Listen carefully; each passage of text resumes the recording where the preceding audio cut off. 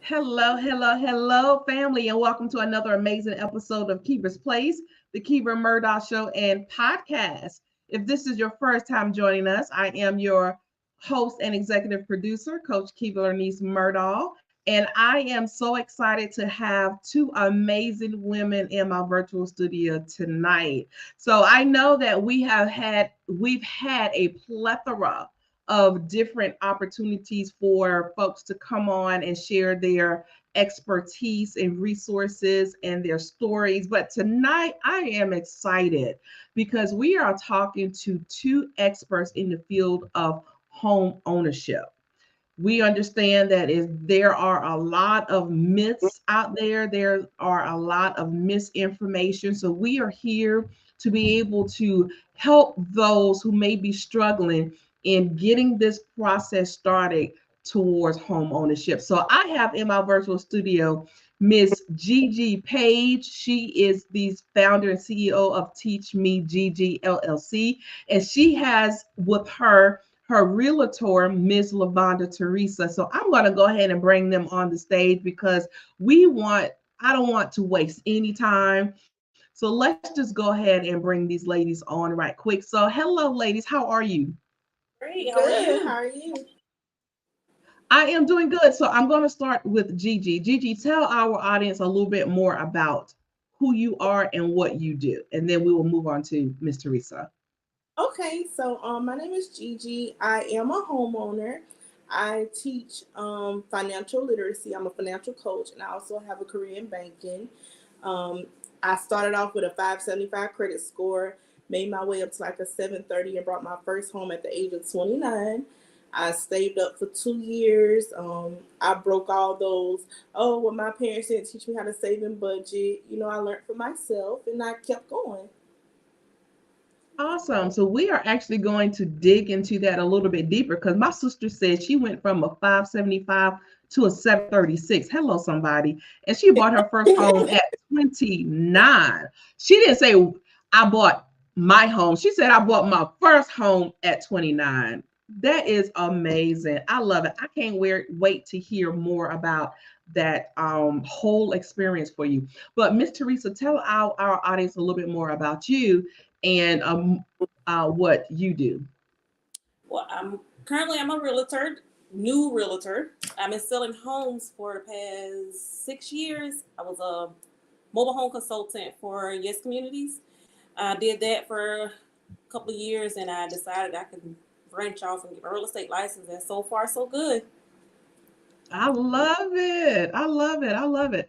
So let's kind of jump back to Gigi. Gigi, you went from a credit score of 575 to 736. My first question is, how long did that process take you? Because I have heard a couple of different things. Either that's almost impossible, or it takes entirely too long to get there. So, give us a little bit of background on how you were able to make that transition and also do it successfully. So in 2020, I wanted to buy a home. I had $1 in the bank and at 575 credit score. I went to a realtor and I said, hey, I want to buy a home. And she said, well, how's your credit? And I was like, I don't know, it's credit. I said, I think I'm in the 500s. She said, well, thank you for being honest. She told me she'll get me with a broker. And she told me, she said, well, we'll be able to, look at your credit score, see what all you have, see where you fall. So when I met with the broker, his name was Mr. Berry. Shout out Mr. Berry. He was great. I'm sorry, the lender. He was great. He looked at my credit. He said, you got a lot of work to do. You need to clear up this, and that. And I'm like, okay. Mind you, I had no idea how to clear it up. I had no first clue, like, what I'm supposed to do, how I'm supposed to fix it. Like, I did this when I was younger. Now you telling me I got to pay all these bills. I didn't think I had to pay those bills. I had the myth of what everyone said, oh, it'll fall off in 7 years. That's not true. It does not fall off in 7 years. You have to pay those debts. So what I did was started off with the smallest one first. I did a lot of YouTube videos. I did a lot of Google research. I listened to a lot of podcasts. And I just started myself. Like, I took my smallest debt I haggled that price down.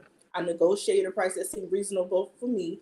I requested a deletion letter, and then I got the first one off. My credit went up. I think it was like 10 points, and I was like, "Oh my god, oh my god!" And then I kept going. So in the first year, I want to say I was halfway. I was like 650, 660, because my lender told me, you're almost ready to close if you want a house. But I was like, what happened if I keep going higher on the credit score? He said, well, that'll help you and it'll also improve your DTI, my debt to income ratio. And I said, well, then I'll get approved for a bigger house. I wanted a big house. So I was like, he was like, yeah, you would. He said, but you don't have to. I said, so I'll keep going. So I stopped going out to eat. I stopped getting my hair done. Stopped getting my nails done, my toes done, all the things ladies love. I stopped traveling. I cooked every day, and I just saved all of it. Saved all my money.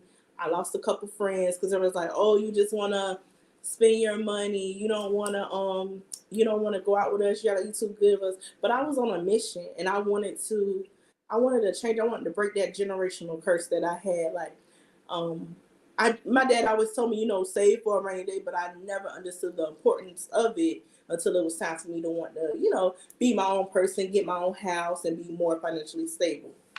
So yeah. I love that. So in general, would you say that took you about a couple of years? It took me 2 years. I started in October of 2020. I closed on my house July of 2022 because I didn't settle. I could have bought a house in 2021, but again, I wanted a certain house. I prayed for this house, this square footage and everything. So this is the house I got. I love it. And what I am so impressed about with you is you are not only a young woman with a family, but you understood what your priorities were, and you were able to establish what those goals were and make it attainable for yourself. And I love what you said was starting with the smallest bill first, and as a coach, we ask quite often, how do you eat an elephant?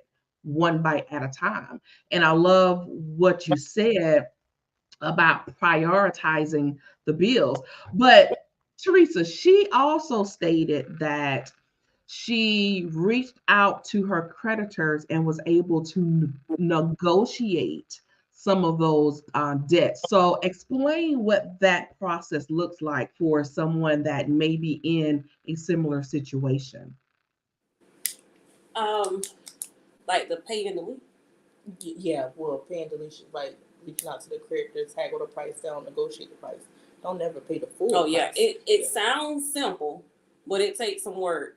Like she said, start with the smallest debt, contact the creditor, and see what you can work out. Trust me, they gonna try to work something out. They whatever they can do possible to help you get rid of this debt, get you off their books, they'll do it. Negotiation, and some people feel like you have to pay somebody to do this type of stuff. You don't. You just have to put a lot of footwork in it, but you can do it. Because I I actually love that. I actually met Gigi. So for somebody that is in a similar situation with a 525 credit score, 550, 575, Teresa, what are some practical tips that they can do just to start on that journey on correcting and fixing those credit issues so that they will be in a better position for home ownership in the near future? The first thing I would suggest is pulling your credit report, going to see Gigi, come up with a plan that's attainable for you, because everybody's credit profile is different. And once you actually set yourself on a plan, stick to it. Mhm. Stick to it. I love that. I love that. Let me ask you this. So Gigi, you mentioned earlier that you were able to purchase one house. How many homes have you been able to purchase thus far? I only have one, but I'm in Oh, the okay. trying to get another one. I'm slowly saving up for. I'm trying to keep that on the hush hush keeper, but I'm I'm working on that. That's next. That's gonna be a rental property, but that's a whole nother subject for another day. And that's why I wanted to ask that question, because these tips are not only for purchasing a primary residence. You Right. can also use these same tips to purchase property that could bring you residual income, because that's another topic that in our community we don't really talk about, is those rental properties. Right. So if they wanted to head down that road, even as an investor, what are some of the things? Would you recommend, Teresa, doing some of those same practical things that you just mentioned if they wanted to be more or less an investor versus a primary residence homeowner? Yeah, absolutely. On my working with Yes Communities, I've learned that with this lender that we use, you can have at least a 500 credit score, right? Get approved for a mobile home, manufactured home. A lot of people have this negative stigma against manufactured homes, but trust me, they don't come up a lot. Some of them are even built like stick built houses. So a lot of the clients that I had in the past, they have some credit challenges where they can't get the traditional home that they want. But the rent nowadays is just through the roof. So some of them are purchased a manufactured home, get that credit where they need to be, because typically it's 500 credit score, at least 5 to 10% down, and get the credit where they need to be. Turn around, take that property. You can rent it, Airbnb, so many different ways, and you use that income to get the traditional house that you want. Let that house pay for your new house. I love that. And that is something that you really do not think about. And you are so right. The manufactured home industry has definitely changed. I was just, looking, I was driving one day and just passed a manufactured home lot and just saw the beautiful home and went inside and could not believe what I was seeing. Blown away. Exactly, exactly. So we are going to take a quick commercial break. I have terrible allergies, so they are killing me right now. But we're going to take a quick break and come right back. And we're going to dive into some myths about home ownership. So, excuse me, don't go anywhere. Stay tuned. Would you recognize the signs of someone having a seizure? Would you know what to do if you witness someone having a seizure? Did you know that epilepsy affects 3 million Americans and 1 in 26 people living with epilepsy? Did you know epilepsy is a brain disorder that causes recurring, unprovoked seizures? Well, Hardy Hands Foundation is here to answer these questions and more. Hardy Hands Foundation is a 501c3 organization based out of South Carolina that was founded by Kim Hardy in November of 2017. We offer seizure first aid education, patient and caregiver support, therapeutic support, animal education, and so much more. For more details or how to book us for speaking engagements about epilepsy, visit our website at www.hardyhands.com. Oh, she found it. Okay, so we are back. So welcome back to Keeper's Place, the Keeper Murdoch Show and Podcast. Woo! Y'all, please forgive me. This pollen is so thick and I am struggling today. But really quick, let's talk about some myths. There are so many myths surrounding home ownership and credit score and a lot of misinformation. So if you lady can dispel a couple of myths for us, I would greatly appreciate that. You mind if I go 1st? Mm-hmm. Okay, the biggest one I hear a lot is people love to say, well, my mom didn't teach me that, or my parents didn't teach me, or my grandma didn't teach me how to save and budget, so I don't have to learn how to save and budget. It's no big deal. Some people love to also say that, oh, well, it's no point to save money. It's going to come and go anyway. Or it's a rapper that I heard say, she might be rich. What did she say? She said she may be broke. She don't care about a credit score because she might be rich as ever tomorrow. And people really believe that. And I'm like, your chances of becoming rich tomorrow, you need to worry about today. You need to focus on building a better you today. That's just my little myths I be hearing all the time. Oh, and you know, I ain't gonna never get my credit together. It's gonna fall off in 7 years, as I said earlier. That 7 year one was the biggest one. Yeah, 7 Like, years just imagine you want to buy a house today and you got all this negative stuff on your credit. I'm gonna just wait 7 years. You know what can happen in 7 years? Exactly. Like, that's the biggest myth I ever hear. 7 years it'll fall off. Or I hear people say, well, I ain't gonna never pay that debt. Well, how you expect to get anywhere? Yeah, come year 8, it's gonna pop back up on another name. Exactly. Or this is my thing. Let's say you're in a bind and you want to go to the bank. You can be one of the brokest people. You can have $1 in the bank, but don't you know if you have a 700 credit score, you can walk out that bank with 30,000 without having to show a personal financial statement? Like, very interesting. Let me ask you, lady, where do you think that myth, that 7-year myth, came from? Because we hear it quite often, and what we have learned is exactly what Teresa has said. Those same bills, they get sold by different collection agencies, so it ends up right back on your credit under a different agency's name. So where do you think this myth has stemmed from? Because it runs deep within our community. I say what?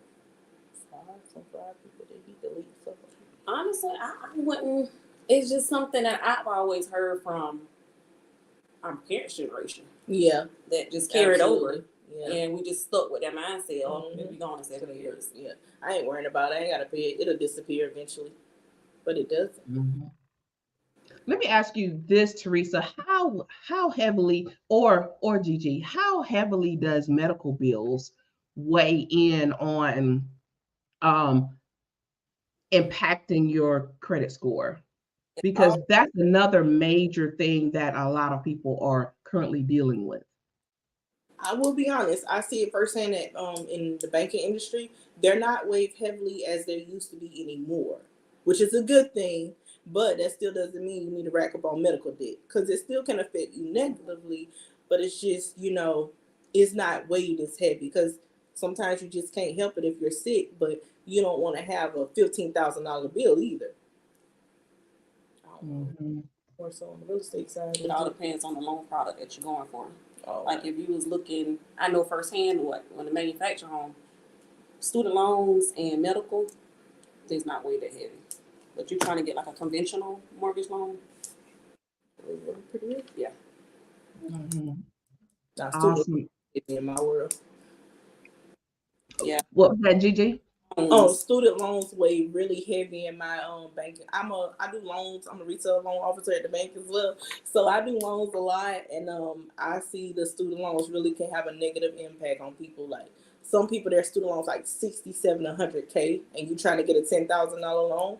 Now I will say you will get denied, especially if your debt to income ratio doesn't balance out. But that's just. And that's another thing. A lot of us, meaning our African American community, like don't understand what DTI. I see that a lot. Like, yeah, they do not understand what you mean. Like I've had a young lady that came to me that was trying to apply for a rental. DTI have to be at least at 50% or less. Well, and she got denied because she was like at the 60 range. Right. Well, what does that mean? She had no clue. Yeah, they don't know. They don't. A lot of people don't understand that income ratio. They don't understand loan to value. They do not get it. And people love to say, in my business, they love to say, "Oh, you're racist." Oh, but I'm trying to tell you, I'm trying to educate you and help you, but you get defensive at me, and it's just because you just don't know. Yeah, it's a lack of education. Yeah, exactly. That lack of education can spin around to something racial. It really something so small. It really can. Like if you just be patient and let me educate you. Right. Or I've had cases where, like you just say, with the racial, don't want education from me. That's true too. Interesting. Wow. Speaking of education, because as I mentioned before the show, I did mortgage originating, but it was years ago. Do they still offer seminars and workshops, or if that's something you ladies do as well, just to kind of hone in on just providing education to the public? Did one. We did one. Teresa hosted, and she had me come out. We try to go out to different events, and I think that's our focus this year. What you say so?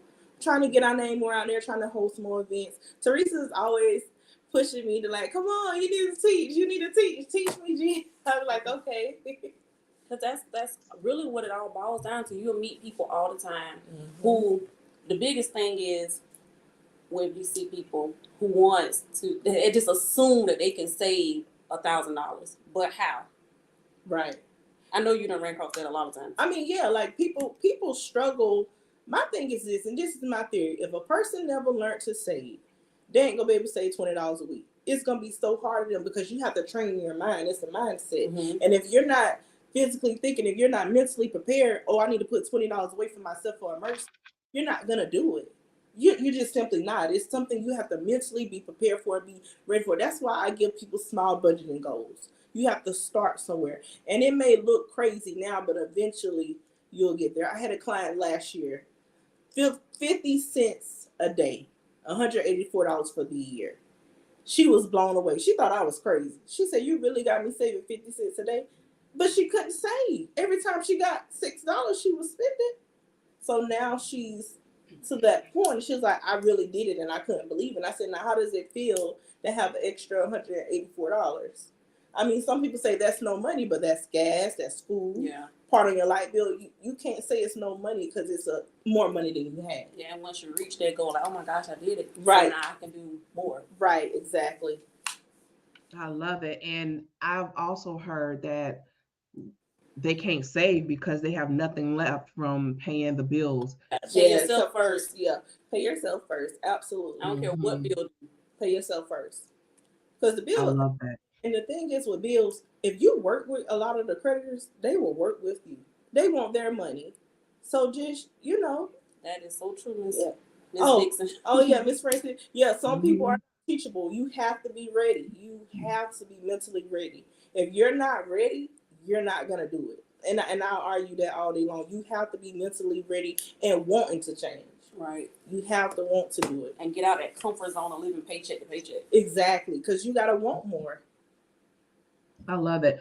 Miss Kenitra Williams wrote a statement. She says, I'm currently in Dream Key Partners program for home buying. How accessible are programs like this? Because for me, being in the public, I haven't even heard of this particular program. So if anybody was looking for that extra assistance in programs such as the Dream Key Partners program, how would they learn about it? Is it from the bank? Is it from the realtors? What's that shoe? That specific program I'm not familiar with, but I've educated myself enough where I can put my clients in with the right people to get them to whatever goal they're trying to reach, whether it's credit, whether it's saving money, or trying to find the perfect house. It was a program I almost did. What was it called? Oh gosh, what was it called? Lexington Law Firm? No, not them. No, I'm talking about a home buying program. They make you do like a saving budget program, but you get low interest rate. Oh God, it just wrote me. I can't. My mind's going a blank. If I think of it later, I'll let y'all know. But it was another program I started to sign up for when I first started the home buying process, and they put you on a budgeting plan, and you have to pay yourself for like 6 months or something like that. You know what I'm talking about? Yeah. I started the program, but I didn't finish it because I wanted to do it my way. NAPA. Yeah, that's it. That's exactly it, Teresa. That's what I almost started to do, but I wanted to do it my way. If somebody's gonna make me get on a budget myself and tell me, oh, you got to pay this much amount of money every month, I'll just do it myself. I'm a little sassy, so I prefer to do it myself. But those are programs for people out there, though. Yeah, and NACA is a very good program. But you have to attend like 1 or 2 workshops, I think. Yes, I agree with that, Miss Williams. They do. Awesome. And I think it's really important to leave with our viewers because let's be honest, there are a lot of us that's not out there that's as strong-willed and committed and driven as you are, Gigi. So I would just encourage those who know themselves. Right. And if you're struggling to be able to save that 50 cents to $1 every day, every week, it is okay to ask for help. It is. So definitely seek out those organizations that can steer you and educate you and show you what to do. Because I feel like that's where we fail as a community, is that we are so afraid to ask for help. Oh, And yeah. then we have this mindset that it could never happen for us, which is a lie from the pits of the enemy. Right. And when we learn those resources, we fail to share it with others. So Yeah. that's why I'm so excited to have you guys on, because I feel like this is a great stepping stone for somebody who may have those same mindsets, that they can see you as a living example and know that there are resources out there. Yeah. Right. Absolutely. And that's another generational curse, is not asking for help. Yes. Absolutely. I agree I with that. never said 100%. my mom did. She did it. She figured it out. Never asked for help, but it's okay. It really It's okay is. to It ask for is. help. It really is. If I can't help you, I'm gonna find somebody that can help you. Exactly. It's absolutely okay. Exactly. I think it's more so in a fear of embarrassment or pride, more so pride. And I will be honest. When I went up to that realtor, she was a Caucasian lady. I didn't want to look stupid. I didn't want to look ignorant. I was embarrassed. Here I was, 27. You would think I had a somewhat idea of how my life should be going, but just I didn't want to be embarrassed. I didn't want to look stupid in front of her. But I was like, you know what? Let me just do it. I love it. And you have to start somewhere. Right. That's the thing. We can't start putting it, we cannot continue to put it off until Monday. Like losing weight, for me, my diet would always start on Monday. I'll just start Monday. I'll just start Monday. Child, Monday now came and gone so many times. You know but what? you Then I'm gonna go to the gym Monday. Okay. I said it. but we tend to get into these cycles, but at some point you have to say, hey, why not start today? So I just want to just encourage our listeners, why not start today? So thank you, ladies, for being here. Thank you for sharing your knowledge and expertise with our audience. Thank you for bearing with me as well. I feel like this 30-minute show doesn't do this particular topic much justice. So when you have an opportunity to come back, like, we have to continue this conversation. I would love to be able to be some kind of support system for you. So the next time you have an event coming up, definitely reach out to me, because I would love to help to spread the word and get more awareness out there. Absolutely. I would love that. Yeah. When you love that. Same. We got some stuff coming up, I think. Yeah.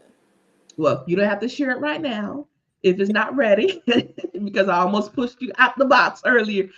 So whenever you are at that place or space and you are ready to further get the word out there, definitely let us know. We are currently in 28 different countries. Don't be fooled by this number 8 up here with viewers. We are on several platforms and we're in multiple countries. So definitely let me know. I will love to support you, ladies. Of course. Thank you for that. I really appreciate that. You're so welcome. You're so welcome. I want to thank all of our viewers tonight. You ladies and gentlemen have been very active. You've been making a lot of wonderful comments. So I do not want to end the show without engaging with you all.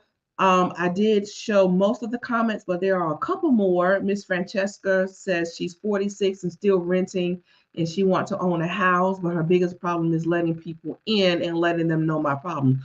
Child, we have to address this. We have to. I'm going to let you ladies speak before I do.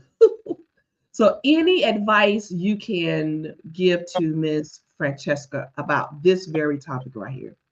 Okay, I'll go first. Hi, Francina. So, you're gonna have to let me in. I know you probably don't want to, but you're gonna have to let me in, even if it's a little bit. You have to at least tell me part of what's going on for me to put you on a financial plan to fit your needs, or put you on a small budget if that's good for you. Um, I just need to see a little bit of the information. You don't have to be 100% upfront, but I will be honest. The more you tell me, or the more you let me see, the more I'm able to help you. Miss Francina, it is very well doable. I bought my first house when I was 27. I'm on my third house. Go to me. It's very doable. I look at home ownership as more so investments, not just buying one house and just staying here forever. I look at purchasing a home like when that equity get up here, time to go and do something different. Absolutely.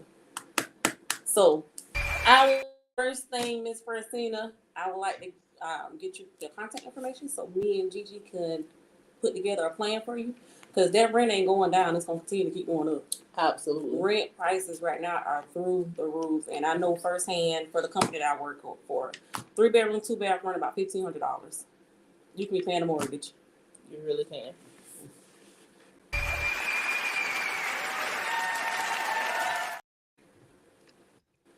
Miss Teresa says she doesn't have one house, she has 3. She is working on her 3rd. I had to give you a round. Possible, like when I went through the process the first time, it was just like, oh my gosh, this happening, and I wouldn't tell nobody. I felt like it was G14 classified. Wouldn't tell nobody. And when I finally did it, the day that I closed, I cried like a baby. Like I couldn't believe it. Like none of my mom was never a homeowner, none of my cousins, and none of that. And so it was a big deal for me. And I told one family member, and I kind of got like that negative Nancy type vibe, and I just shut up and tell nobody. But when I got the keys, baby, I cried like a baby, and I couldn't do nothing but drop down and thank the Lord. That's it. And it was up from there. I just kept going. That's it. Because it's very doable. You got how old you say you was when you bought your first house? 29, single mom, 2 kids. 27. Single mom with 2 kids, and still had to pay my rent. That's crazy. It's very doable. It really is. Like, don't let your right now determine your future. You can do it. Don't say, "Oh, I got kids." I got kids. I'm a single parent. I was a single parent too with 3 boys. Right. So you do it. I mean, and I did it. I didn't let nothing or nobody stand in my way. Exactly. And then eventually we outgrew the house. I sold it and moved on to another one. I can't wait to sell this. I love that. I love that. And if I had to offer any advice, I wasn't really exactly clear on this particular comment, but what I will say, just to kind of piggyback off of what both ladies said, but especially Teresa, if you are sharing your desire to be a homeowner within your circle and you're getting nothing but negativity, stop speaking on it. Yep. Move in silence. Because, and it's not that everybody is against you. It's just some people can't wrap their mind around something that is unfamiliar to them. Right. And if it's unfamiliar, it's scary.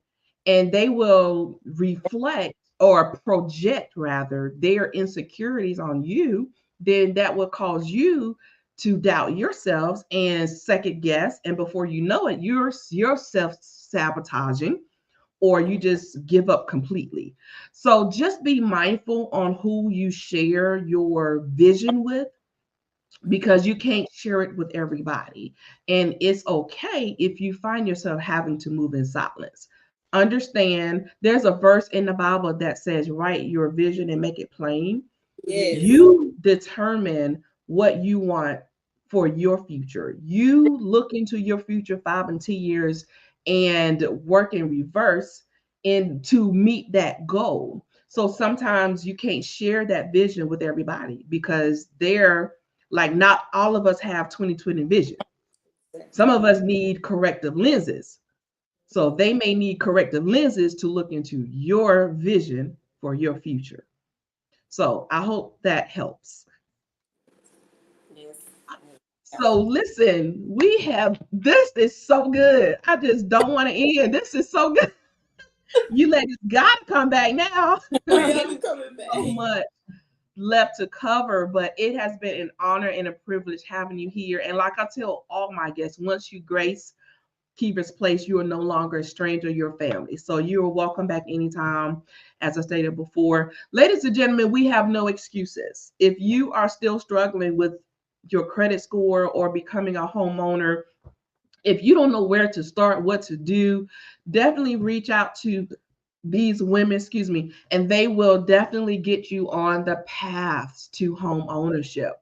You do not have to suffer in silence. You do not have to rent forever, amen, because we're not helping anybody else but the landlord. Exactly. And when you think about it, you're just throwing money away. So definitely reach out to them. We have a couple of comments before I close. Should one watch for lower interest rate before purchasing a home? That's a great question. No. Nope. Because it always go up and down. The rates always go up and down. You can always refinance. I mean, so yeah, you got a valid point. Now let's say you see the perfect house. I want that house. Everything about the house is perfect. House. The interest rates could be higher, but you always got room to refi. And that's right. And when you get ready to wait for the interest rates to get lower, where the house is gone. This is true. You're right. That's very true. Don't wait to buy real estate. You're right. You buy real estate and wait because it's always going. You can always increase the value in real estate to make more money. If you wait, you miss out. Interesting. See, I learned something new. We're gonna have to plan another show because this this is so good.